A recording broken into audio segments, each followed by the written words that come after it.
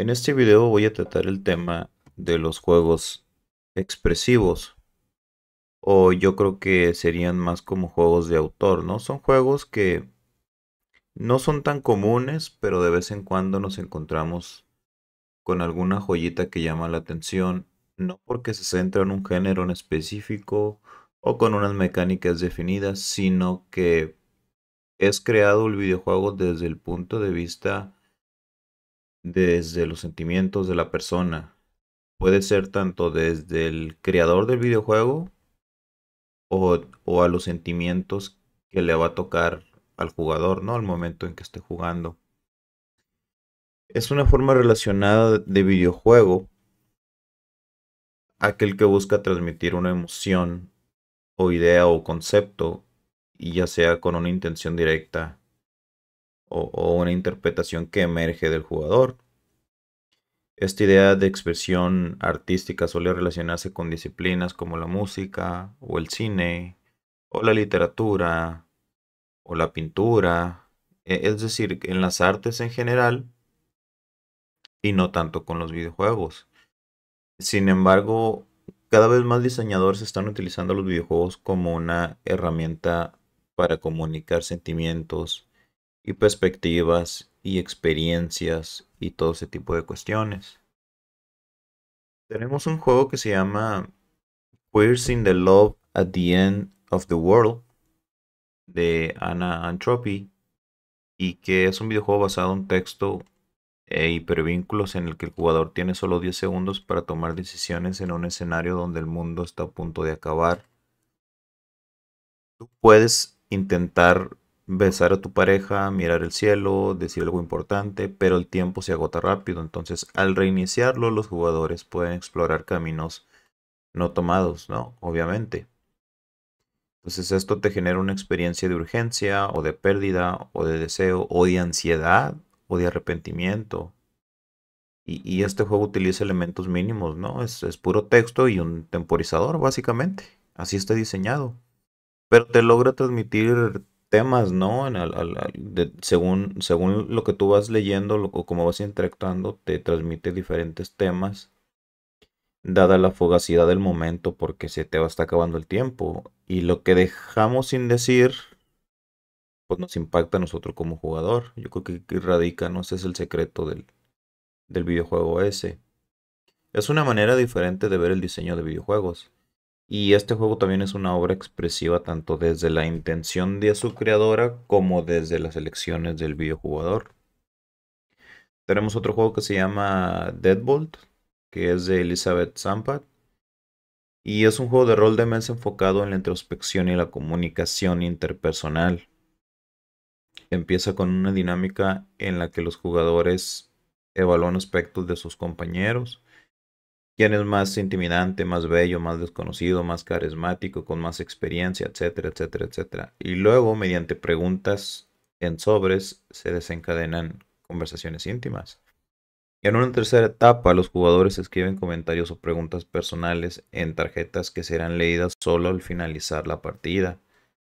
Si lo que se recibe toca emociones profundas, existe un mecanismo simbólico, el botón Deadbolt, para expresar que no se desea continuar con esa conversación. Este juego no se trata de ganar, sino de ser honesto y vulnerable, creando un espacio seguro para reflexionar y compartir.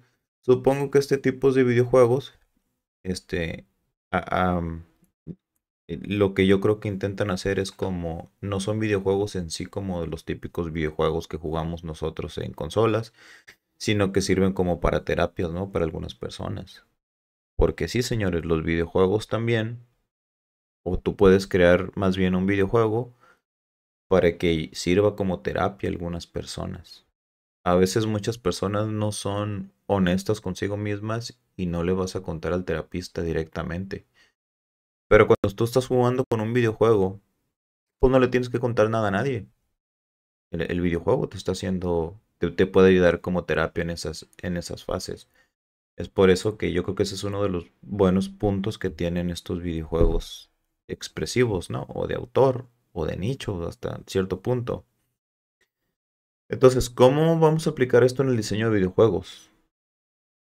Pues el juego expresivo suele subvertir el control o la elección del jugador para transmitir un mensaje claro o una emoción específica. Aquí la experiencia emocional tiene más peso que el gameplay tradicional. Y los diseñadores que buscan crear este tipo de juegos deben centrarse en tal vez limitar el control o el tiempo del jugador para generar cierta tensión, ¿no? O también pueden usar mecánicas que promuevan la reflexión personal o emocional o que impacte más que nada en los sentimientos del jugador. También diseñar sistemas de diálogo o interacción no competitivos más acorde a este tipo de videojuego o a lo que se quiere lograr, ¿no? Y tal vez dar prioridad a la experiencia humana sobre la lógica del juego. Yo sé que esto nos saca un poquito de lo que estamos acostumbrados a ver en diseño de videojuegos o en desarrollo de videojuegos, pero yo considero que cuando tú vas a hacer un videojuego y lo puedes dotar de algo muy tuyo, cambias la esencia, o más bien le das esa esencia al videojuego, ¿no? Que muchos videojuegos son copias tal cuales de otros videojuegos, pero no tienen su esencia propia. Entonces yo creo que si abarcamos e implementamos algunas cuestiones de diseño expresivo, le vamos a poder dar esa alma a ese videojuego que lo va a hacer suyo, que va a demostrar que tiene su estilo, que viene de tal equipo, que lo diseñó tal persona. Entonces, algunos ejemplos de juegos expresivos son Journey, por ejemplo, ¿no? Que es básicamente un viaje emocional sin palabras, donde el acompañamiento de otros jugadores es anónimo pero significativo. Tenemos otro juego que se llama Gris, que trata la depresión a través del color, de la música, del movimiento, y no tiene ni texto ni diálogo.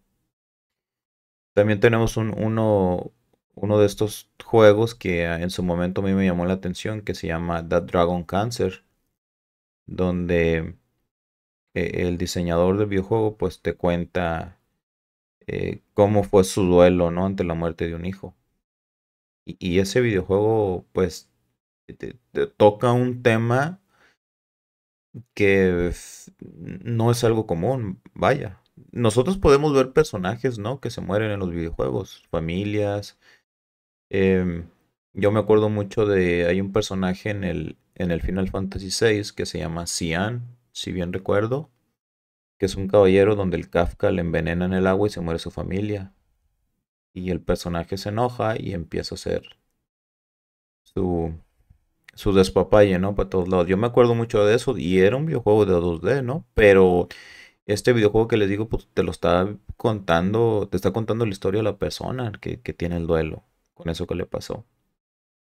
Tenemos otro juego que se llama Before Your Eyes, que el juego se controla con parpadeos y trata temas como la memoria, la vida y el pasado.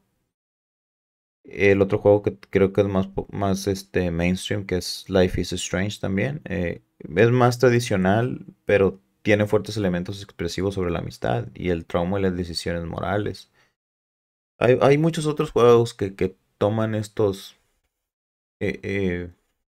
eh, retoman estos puntos, ¿no? Como a veces son para donde tratan la depresión o algunos desórdenes mentales o algunos problemas de otras personas, ¿no? O personas que se quieren desloguear del servidor. Entonces, me llega a mí a la mente un recuerdo también del videojuego del Chrono Cross. Para los que no han jugado Chrono Cross, es un juego de Play 1 donde estás en dos dimensiones. Entonces, en ese juego, en una dimensión hay una pareja, me parece, y en una dimensión se muere la chica, pero queda el vato, el hombre triste porque se murió la mujer. Y en la otra dimensión se muere el hombre y la chica está triste porque se murió. Entonces tú como jugador, a mí se me ocurrió, dije yo, pues si están tristes porque en las dos dimensiones se murieron sus respectivas parejas, pues me agarro uno de una dimensión y me lo llevo a la otra dimensión y los junto de nuevo. Son los mismos. Entonces, recuerdo mucho eso ahorita que hablamos de sentimientos y de cuestiones expresivas, Porque lo primero que hice yo pues fue unir a la pareja. Y sí la unes. O si yo no pensé que fuera posible, pero sí la unes. Me llevé al caballero de una dimensión, al hombre, y lo presenté con la mujer. Y le dije, pero estabas muerto y que no sé qué, sí, pero ya volví y me voy a quedar contigo y ya no voy a ir a pelear ni nada. Y final feliz, ¿no? De ese tipo de experiencias que te dejan buenos videojuegos. Em, Sería bueno pensar en algunas otras cuestiones o profundizar un poquito más en este tema. No hay mucho, no creo que haya tanta información como comúnmente se hace con la información tradicional del diseño de videojuegos, pero me parece interesante tocar este punto de cómo diseñar videojuegos así.